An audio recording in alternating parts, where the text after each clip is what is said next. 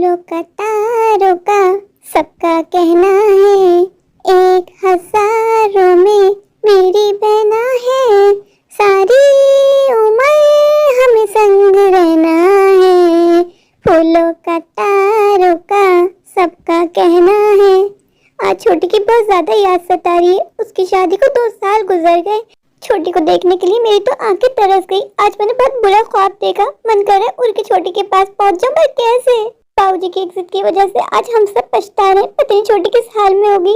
छोटी के पति में पता नहीं किस बात का घमंड है। कौन सी अकड़ लेके घूम रहा है वो। जब छोटी के लिए विक्रम का रिश्ता आया था, बाबूजी को हम सबने कितना समझाया था, पर बाबूजी ने कहा कि नहीं, मैं जबान दे चुका हूँ। आज बाबूजी की जबान की वजह से छोटी को भुगतना पड़ रहा है। शादी के बाद से छोटी को एक दफा भी हमसे मिलने नहीं दिया। उसको दबा दिया है, उसको धमकियां देता रहता है। और छोटी भी तो है ना, कभी अपने लिए स्टैंड नहीं लेती। मन बहुत घबरा रहा था, इसलिए सोचा थोड़ी ठंडी फिजा में आ जाऊं, शायद मन बहल जाए। क्या हुआ जी, आप यहाँ क्या कर रहे हैं? सविता तुम्हें ढूंढ रहा था। तुम यहाँ क्या कर रही हो? मुझे ऑफिस जाने में लेट हो रहा है। तुमने मेरा नाश्ता नहीं बनाया अब तक। कल रात मैंने सपने में छोटी को देखा। मैंने देखा कि छोटी मुझे पुकार रही है। तब से मेरा मन बहुत बेचैन था जी। सोचा थोड़ी ठंडी फिजा में रहूंगी तो अच्छा लगेगा। वो सब ठीक है सविता, पर तुम छोटी के बारे में बहुत ज्यादा सोचती हो। उसकी वजह से तुम कितना बीमार रहने लग गई हो। छोटी अपने घर में खुश होगी।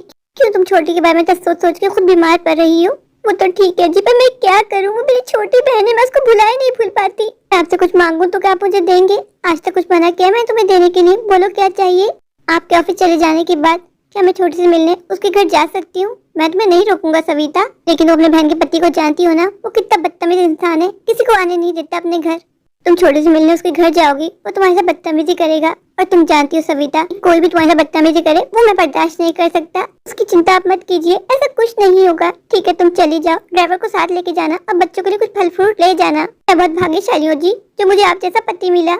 सविता बहन, सब ठीक तो है ना? बहुत ज्यादा परेशान लग रही हो। मिट्टू भैया, तुम्हें क्या बताऊं, तुम जानते हो ना मेरी परेशानी की बस एक ही वजह है, और वो तुम्हारी छोटी बहन। देखा, तुम पहुंच गए ना? हाँ, वही मेरी परेशानी की वजह है। तुम जानते हो मेरी बहन की शादी को 2 साल बीत गए, उससे आज तक मेरी बात नहीं हुई। आज मैंने सपना देखा, उसमें मैंने पायल को देखा। मुझे लगा उसको मेरी जरूरत है। सुबह से मेरा मन बहुत बेचैन था। मैंने इनसे कहा कि मैं पायल के पास जाना चाहती हूँ। तुम जानते हो कि इन्होंने मुझे एक बार भी नहीं रोका। नहीं, तुम्हारा पति बहुत अच्छा इंसान है, उसको तो मैं बहुत अच्छे से जानता हूँ। और सविता बहन, तुम्हें क्या लगता है कि तुम अपनी छोटी बहन से मिलने जाओगी, उसका पति तुम्हें अंदर आने देगा? वो तो मैं नहीं जानती, ये तो मुझे जाने के बाद ही पता चलेगा। तो भैया, तुम मेरे लिए दुआ करना कि मैं अपनी बहन से मिलके ही वापस आऊँ। सविता बहन, मेरी दुआएं तो हमेशा तुम्हारे साथ हैं। वैसे तुमसे एक सवाल पूछूं? हाँ पूछो मिट्टू भैया। थोड़ा पर्सनल सवाल है। हाँ हाँ, कोई बात नहीं, आपको जो पूछना है मुझसे पूछ सकते हो। तुम लोगों ने अपनी बहन की शादी उस घमंडी इंसान से क्यों की? अब्बा की जिद थी। अब्बा अपने दोस्त को जबान दे चुके थे। हम सबने अब्बा को बहुत समझाया। हम विक्रम को बचपन से देखते हुए आए। विक्रम बदतमीज इंसान है, पर अब्बा ने हम सबकी ना सुनी और अब्बा ने रिश्ता कर दिया। बेटा बहन, तुम दुखी मत हो, जो होना था वो तो हो गया। अम्मा, आप यहाँ क्या कर रही हो? बेटा बस घर में रह के थक गई थी, सोचा थोड़ी देर वॉक करूंगी तो अच्छा लगेगा। तुम क्या कर रही हो बेटा? अम्मा, 2 साल के बाद मैं अपनी छोटी बहन से मिलने जा रही हूँ। अम्मा, बेटा तुम तो कहती हो कि तुम्हारी बहन का पति किसी को भी उससे मिलने नहीं देता, तो तुम्हें क्या लगता है कि तुम जाओगे वो तुम्हें मिलने देगा? अम्मा, ये तो मैं नहीं जानती कि मेरी बहन का पति मुझे उससे मिलने देगा या नहीं, पर मेरा आज मन बहुत बेचैन है। आज मैं अपनी छोटी बहन से मिलकर ही दम लूंगी। सविता बेटा, मेरी बात का बुरा मत मानना, पर तुम्हारे पापा ने अपनी जबान की खातिर अपनी बेटी की जिंदगी बर्बाद कर दी। उस घमंडी इंसान से क्यों शादी की तुम्हारी बहन की?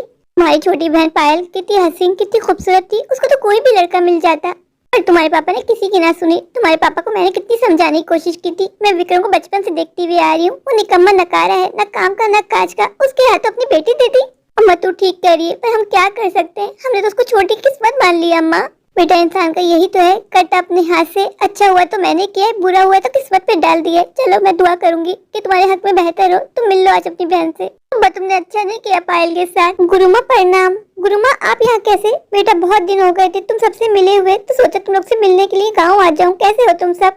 सविता बेटा, तुम यहाँ क्या कर रही हो? गुरुमा, मैं छोटी से मिलने उसके घर जा रही हूँ। पायल से? हाँ गुरुमा, पायल से। तुम्हें क्या लगता है तुम्हारी बहन का पति उससे तुम्हें मिलने देगा? पता नहीं गुरुमा, पर मेरा मन बहुत बेचैन है। तो तुम अपनी आंखों से छोटी को ना देख लूं, मेरे मन को सुकून नहीं मिलेगा गुरुमा। गुरुमा, आपकी दुआ तो कबूल होती है गुरुमा। आप मेरे लिए दुआ कीजिएगा कि मैं पायल से मिल लूं। जा बेटा जा, मेरी दुआएं तेरे साथ हैं। पायल को मेरा बहुत सारा प्यार देना और पायल से कहना कि गुरु माँ का आशीर्वाद हमेशा उसके साथ है। तेरी बहन पायल के लिए मैं कितने अच्छे अच्छे रिश्ते लेके आई थी, पर तेरे पापा ने अपने जिद के आगे तमाम रिश्तों को ठुकरा दिया और उस शैतान से तेरी बहन की शादी कर दी। अगर तुम्हारे पापा ने मेरी बात मान ली होती ना, तो आज तुम्हारी छोटी बहन पायल बहुत ज्यादा खुश होती। लेकिन चलो खैर है, जो तुम्हारे पापा की मर्जी। बेटा तुम्हें और पायल को मैंने हमेशा अपनी बेटी की तरह माना, पर तुम्हारा बाप ही कभी बात न समझ पाया। देख तेरा रिश्ता मैंने कितनी अच्छी जगह करवाया, तो अपने पति के साथ कितना खुश है। गुरु माँ आप ठीक कहती हो, चल बेटा उदास मत हो, ऊपर वाले की जो मर्जी, अब होने को कौन टाल सकता है। हाँ गुरु माँ आप ठीक कहती हो, चलो गुरु माँ मैं चलती हूँ। अच्छा हुआ बेटा तुम मुझे यही मिल गई, मैं तुमसे मुलाकात ना हो पाती। बेटा मैं चलती हूँ, रामू को और बच्चों को मेरा बहुत सारा प्यार देना, अगर जिंदगी रही तो फिर मुलाकात होगी। जी गुरु माँ। भगवान तुम लोग को हमेशा खुश रखे, मेरा आशीर्वाद तुम लोग के साथ हमेशा बना रहेगा। इतनी मुश्किल से मैंने पायल के घर का एड्रेस निकाला है, मुझे वो डायरी ही नहीं मिल रही थी जिसमें मैंने पायल के घर का एड्रेस लिखा था। बस पायल मुझे घर पे मिल जाए, उससे मुलाकात हो जाए। अब मैं क्या करूं, ये तो मैंने सोचा भी नहीं था कि पायल ये घर छोड़ चुकी होगी। पायल ने हमें बताया नहीं कि उसने ये घर छोड़ दिया। अंदर से अम्मा आई और उसने कहा कि पायल लोग ये घर छोड़ चुके। अब मैं पायल को कहाँ ढूंढूं? अब मैं पायल से कैसे कांटेक्ट करूंगी? मेरे पास तो पायल कोई मोबाइल फोन नंबर भी नहीं है। पर मैं हार नहीं मानूंगी, मैंने ठान लिया है, कुछ भी हो जाए आज मुझे पायल से मिलकर ही घर जाना है। आसपास के तमाम घर वालों से बैल बजा के पूछ लिया कि कोई जानता है कि पायल लोग कहाँ गए, पर कोई भी नहीं जानता। अब मैं क्या करूं कि अब मैं सारी उम्र पायल से कभी नहीं मिल पाऊंगी, कभी नहीं जान पाऊंगी कि वो कहाँ है, किस हाल में है। पायल के पति को और पायल के ससुराल वालों को ऊपर वाला कभी माफ नहीं करेगा। मेरी बहन पायल की जिंदगी नर्क बना दी उन लोगों ने। पायल हम सब बहन भाइयों की लाडली बहन थी, सबसे छोटी थी, क्या हाल होके रह गया हमारी बहन का। बाबा आपने अच्छा नहीं किया हमारी बहन पायल के साथ। मेरा मन कह रहा है कुछ बहुत बुरा होने वाला है, मेरे हाथ पाँव फूल गए, मैं क्या करूं? ऊपर वाले कोई करिश्मा कर दे। क्या आप सविता आंटी हैं? जी बेटा आप कौन? मैं चिंकी, आपने मुझे पहचाना नहीं? नहीं बेटा आप पायल आंटी की बहन है ना? हाँ। आप जानते हो पायल लोग कहाँ रहते हैं? हाँ मुझे पता है। आप मुझे ले चलोगी? जी मैं आपको ले चलूंगी। बेटा उन लोगों ने ये घर क्यों छोड़ा आपको नहीं पता? आपकी बहन के पति के बहुत बुरे हालात हो गए थे, वो लोग रोड पे आ गए थे। जो छोटा मोटा बिजनेस था ना उनका वो भी बर्बाद हो गया। इसकी वजह से उनको दूसरी आबादी में जाना पड़ा। वो बिल्कुल अच्छी आबादी नहीं है आंटी, वहाँ बहुत गंदे गंदे लोग रहते हैं। सविता आंटी आपको ये जान के बहुत दुख होगा कि आपकी बहन पायल दूसरे घर में झाड़ू पोछा करती है, उसी से आपकी बहन का घर चलता है। ये तुम क्या कह रही हो बेटा? हाँ आंटी मैं आपको सच बता रही हूँ, शायद आपकी बहन ने आपसे ये बात छुपाई हो। सविता आंटी आप पायल आंटी को ये मत बताइएगा कि मैंने आपको बताया। नहीं बेटा तुम बेफिक्र हो जाओ, मैं पायल को कुछ नहीं बताऊंगी। बेटा तुम कोई फरिश्ता हो, तुम्हें ऊपर वाले ने भेजा है, प्लीज मैं तुम्हारे आगे हाथ जोड़ती हूँ, मुझे मेरी बहन पायल से मिलवा दो। सविता आंटी प्लीज आप रोना बंद कीजिए और आपको मेरे आगे हाथ जोड़ने की कोई जरूरत नहीं है। मैंने आपसे प्रॉमिस किया है ना, मैं आपको लेके जाऊंगी आपकी बहन पायल के पास। आंटी आपकी बहन के पति आपकी बहन को बहुत मारते हैं, उनको बहुत टॉर्चर करते हैं। आंटी ये घर है आपकी बहन का। बेटा तुम श्योर हो कि मेरी बहन यहीं रहती है? जी आंटी मैंने आपको बताया है ना, मुझे पता है कि आपकी बहन यहीं रहती है। बेटा ये तो कच्ची आबादी है, मेरी बहन यहाँ कैसे रह सकती है? आंटी आपकी बहन बहुत ज्यादा मजबूर थी, आपकी बहन के पास रहने को कोई जगह ना थी। पायल आंटी इतनी क्राइसिस में आ गई थी कि उन्होंने 2 रातें बच्चों के साथ फुटपाथ पे गुजारी। मैंने आपको ढूंढने की बहुत कोशिश की सविता आंटी, पर मुझे आपका ही नंबर ना मिला। सविता आंटी मैंने आपको शादी में पहली बार देखा था, मैं जानती हूँ कि आप दोनों बहनें एक दूसरे से बहुत प्यार करती हैं। पायल जी के पति अच्छे इंसान नहीं है, उनको आप प्लीज अपने साथ ले जाइए, वो यहाँ खुश नहीं है। बेटा तुम बहुत अच्छी हो, तुम मेरे लिए एंजल बन के आई हो। अगर आज तुम ना मिलती तो शायद मैं कभी पायल से ना मिल पाती।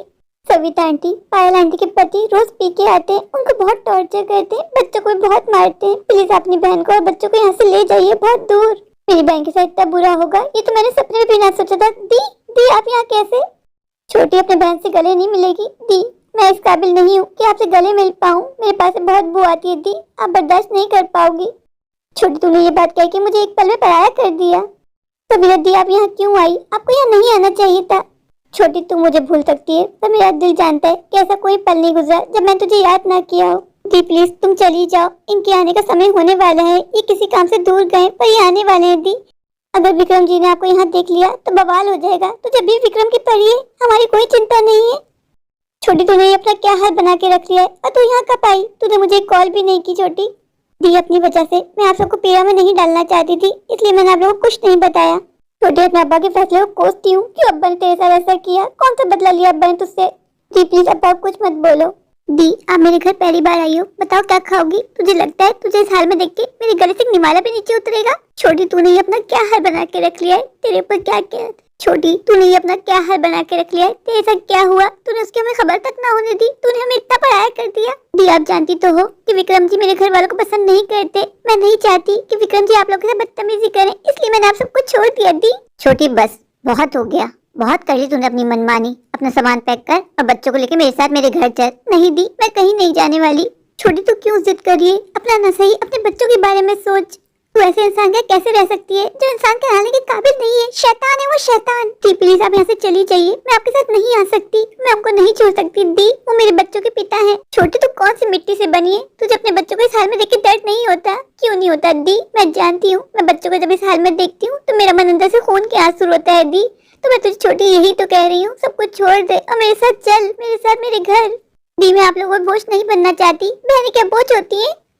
तू ऐसे आदमी के साथ अपनी सारी जिंदगी कैसे गुजार सकती है जिसने तेरा ये हाल बना के रख दिया है? कैसे थी मेरी बहन और क्या हाल कर दिया उसने मेरी बहन का? दी क्या हुआ? मुझे अच्छी खासी तो हूँ। छोटी अपने आप को मेरी नजर से देख, फिर तुझे पता चलेगा कि सब मुझ पे क्या बीत रही है।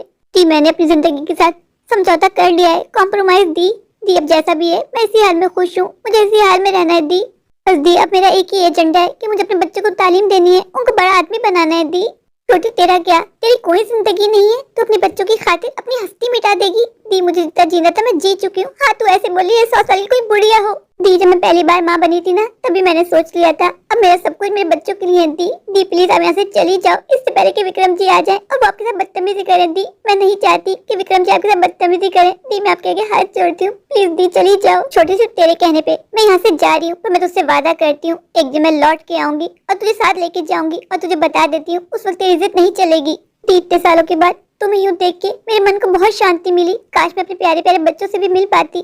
थोड़ी तुझे किसने रोका है? चलना मेरे साथ। बच्चे भी तेरा बहुत पूछते हैं, बच्चे पूछते हैं माँ मौसी क्यों नहीं मिलती हमसे? माँ बच्चे तुझे देख के तुझसे मिलके बहुत खुश होंगे। जिद छोड़ दे छोटी, चल आना, चल ले मेरे साथ मेरे घर। दी आई एम सॉरी, ये पॉसिबल नहीं है। तुम बच्चों को मेरी तरफ से बहुत सारा प्यार देना। छोटी तुझे कभी भी कोई भी मेरी जरूरत पड़े ना तो बिला झिझक मुझे कॉल कर लेना, मैं दौड़े चली आऊंगी। दी आपको मुझसे ये कहने की जरूरत नहीं है, मैं जानती हूँ कि अगर मैं रात गए भी आपको कॉल करूंगी ना तो आप दौड़े चली आएंगी। मम्मी पापा के जाने के बाद एक आप ही तो मेरा आखिरी सहारा है। छोटी अपना बहुत ध्यान रखना, अब मैं चलती हूँ, बाय दी।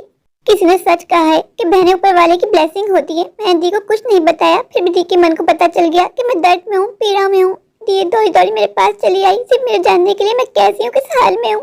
मेरे प्यारे प्यारे व्यूअर्स, अगर आपको मेरी आज की ये स्टोरी अच्छी लगे तो प्लीज मेरे चैनल को लाइक कीजिए, अपने दोस्तों के शेयर कीजिए। हाँ मेरे चैनल को सब्सक्राइब करना बिल्कुल मत भूलिए।